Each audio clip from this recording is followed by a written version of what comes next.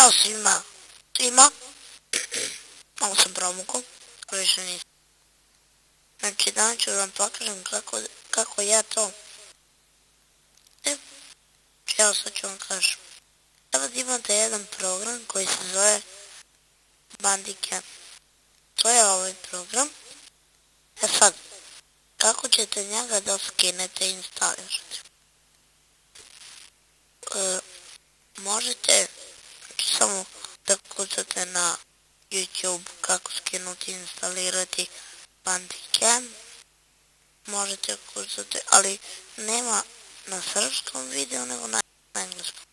Nego pišete off to download and install screen recorder Bandicam i tako, znači to kucate, lupo i u deskripciji link ili kucate na torrent sajtu Bandicam ili kucate na Google Bandicam download.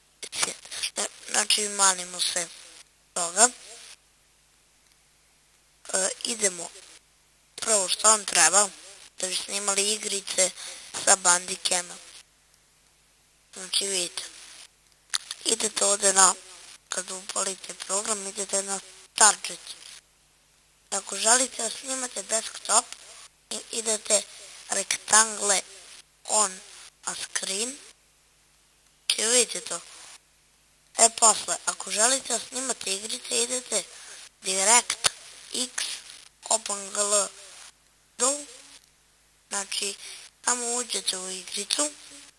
Mora ovo ovdje da vam bude, ne znam da li mi se vidi strelica. Sigurno.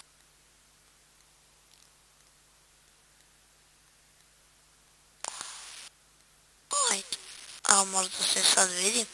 Znači ovdje da ja klikćem svejedno na ovo crveno dole. Vidite. To se vam zove. Znači to mora da bude zeleno dok ste na kompjuteru. Kad uđete u igricu, vidite ovdje da piše record i stop, piše F12.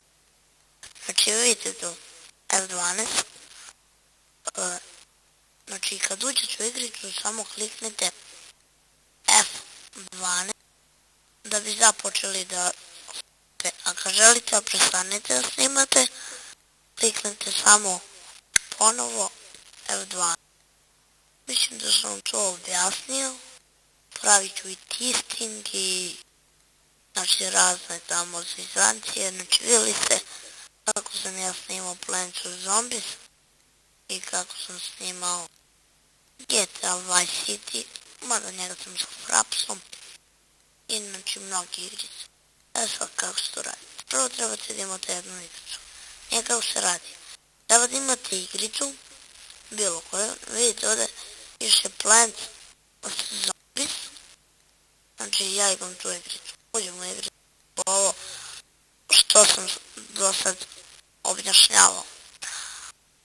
Kako snimati desktop ovim programom? To je jako lako.